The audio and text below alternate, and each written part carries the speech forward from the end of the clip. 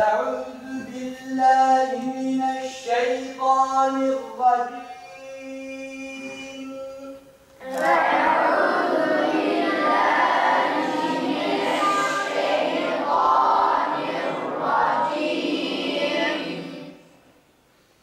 بسم الله الرحمن الرحيم.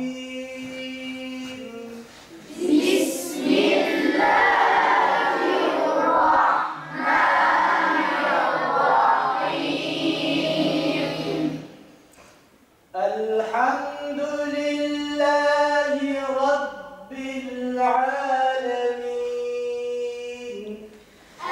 الحمد لله رب العالمين. الرحمن الرحيم. اهدنا الصراط المستقيم. أعوذ بالله من الشيطان الرجيم. بسم الله الرحمن الرحيم.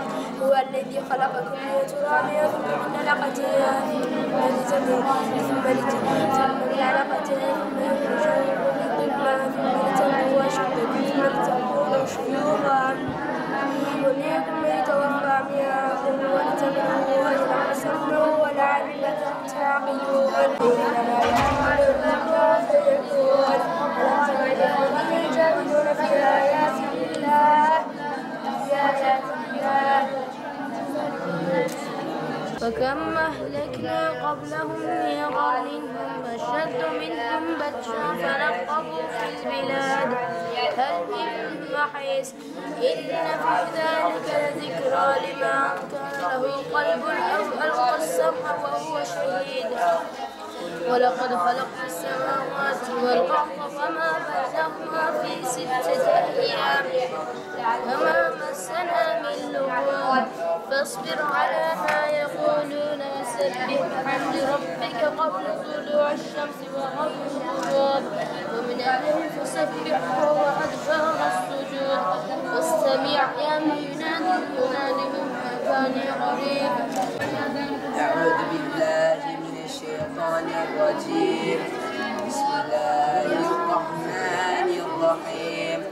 ومن آياته أن تقوم السماء والأرض بأمره ثم إذا دعاكم دعوة من الأرض إذا أنتم تخرجون. بسم الله الرحمن الرحيم. واتبعت ملة آبائي إبراهيم وإسحاق ويعقوب ما كان لنا أن نشرك بالله من شيء.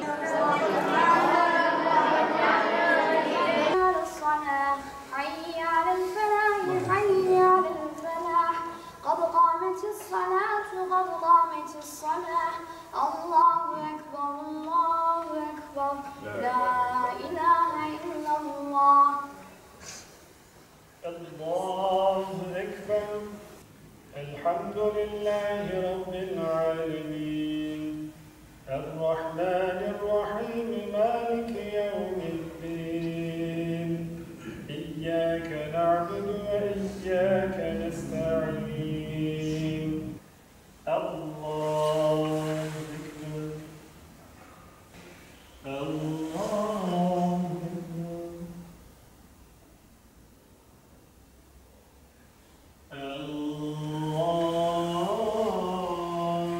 أكبر. السلام عليكم ورحمة الله. السلام عليكم ورحمة الله. أعوذ بالله mineşşeytanirracim. Bismillahirrahmanirrahim. Pek aziz ve muhterem kardeşlerim, sevgili dostlar, hepimizin malumu olduğu üzere Diyanet İşleri Başkanlığımızın ve müftülüklerimizin vazifeleri arasında en önde gelen, en başta gelen vazifelerimizden birisi, çalışma alanlarımızdan birisi ülkemizde hafızlık eğitimini koruyup kollamak, hafızlık eğitimini geliştirmek ve devamını sağlamak. En önemli işlerimizden, vazifelerimizden birisi başkanlık olarak. Buralar Cenab-ı Allah'ın Kur'an-ı Kerim'de şüphesiz ki bu kitabı, bu Kur'an'ı biz indirdik, onu koruyacak olan da biziz buyurmuş olduğu Peygamber Efendimiz Aleyhissalatu Vesselam'ın müjdelerine nail olan hafızlarımızı yetiştirdiğimiz Kur'an kurslarımız bizim göz bebeğimiz ve yeryüzüne Cenab-ı Allah'ın rahmetinin, merhametinin ve bereketin yağmasına vesile olan mekanlarımızdır. Kur'an kurslarımız. Allah Resulü Aleyhissalatu Vesselam her kim Kur'an-ı Kerim'i ezberler, onun helallarına ve haramlarına bir harfin riayet ederse cennete gireceğini ve Ehl-i Beytinden ailesinden de 10 kişinin cennete girmesine sebep ve vesile olacağını müjdelemiş olduğu bir ayrıcalık hafızlık. Bizim gerçekten de müftülük olarak işlerimiz arasında en başta gelen, en fazla önem atfettiğimiz ve özellikle bu yavrularımız Allah'ın kitabını ezberleyip hafız oldukları zamanki onların o hislerini, o duygularını anlatmaya kelimeler kifayetsiz kalır. Ayrı bir özellik, Cenab-ı Allah'ın bir lütfu. Biz buralarda Adıyaman'ımızda hafızlık geleneğini devam ettirmek için hizmet veriyoruz. Biz halkımızın da buraları gelmelerini, görmelerini, gezmelerini, bu yavrularımızı tanımalarını, onların başlarını okşamaları ve buralara gerekli desteği vermelerini de istirham ediyoruz. Sizin vesilenizle, vasıtanızla duyurmuş olalım. Proje kapsamında Şehit Fazıl Gürs İmam Hatip Ortaokulu ile beraber yürüttüğümüz bir proje. Bu proje kapsamında biz çocuklarımızı 5. sınıftan itibaren alıyoruz. Çocuklarımız 5. sınıfta okula gidiyorlar. Okulda bizim hocalarımız oraya gidip eğitim veriyorlar. 5. sınıftan sonra 6. sınıfa geçtiklerinde çocuklarımızı buraya alıyoruz. Çocuklarımız burada hafızlıklarını tamamlayıp 7. sınıfa geçtiklerinde de okula akademik derslerini vermek için okula geçiyorlar. Buradaki eğitimimiz iki ayaklı. Bir tanesi akademik yönden, yani hem dünyevi yönden mamur edecek olan dersleri görüyorlar, hem de ahiretine mutallık olan dersleri de görmüş oluyorlar. Akademik derslerini genelde biz Şehit Fazıl Gürs İmam Hatip Ortaokulu'ndaki hocalarımız yürütüyor. Oradaki arkadaşlarımız 6. sınıfta buraya geliyorlar, burada eğitim veriyorlar. Bizim başkanlığımıza bağlı, il müftülüğümüze bağlı hocalarımız, Kur'an kursu hocalarımız da çocuklarımıza hafızlık eğitimini veriyorlar. Bu eğitim Türkiye'de 2015 yılında başladı.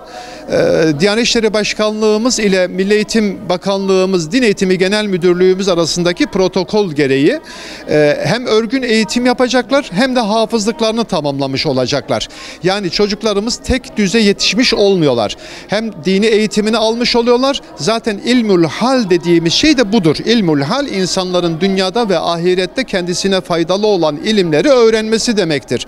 Bu görmüş olduğumuz çocuklarımızın tamamı hem ilmül hali görmüş oluyorlar. Yani dini yönden eğitimlerini tamamlamış oluyorlar. Aynı zamanda da akademik derslerle de çok güzel bir eğitim almış oluyor. Yani gördüğümüz çocuklar belki mezun olduklarında hepsi Diyanet İşleri Başkanlığımızda bir kademeye gelmiş olacaklar mutlaka.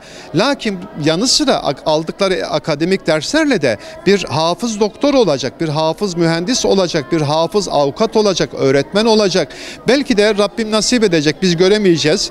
Sizler ve evlatlarımız görecek nasip olursa. Bu ülkenin yönetimine talip olacak gençlerimiz olacak. Yani imanlı, memleketine, milletine, vatanına, bayrağına hizmet edebilecek inançlı gençler olacaklar. 5. sınıfta geldim hafızlığımı yapmak için, akademik derslerle beraber yürütmek için. 6. sınıf falan olunca normal akademik dersleri gördüm, Kur'an dersimi gördüm, ahlakımı öğrendim, Peygamber Efendimizin hayatını öğrendim. Yani normal faaliyetlerle de bulunduk, etkinlikler gördük. Sinemaya gitmedir, yüzmeye gitmedir, spordur, arkadaşlarımızla futbol oynamadır, ya, hocalarla iyi geçinmedir. Daha hafızlığını da tamamladım. Ben 5. sınıfta buraya geldim. Hafızlığa başladım 6. sınıfta. Şimdi 8. turdayım. Okul dersleri de görüyorum. Ramazan ayında hafızlığımı inşallah bitireceğim, tamamlayacağım.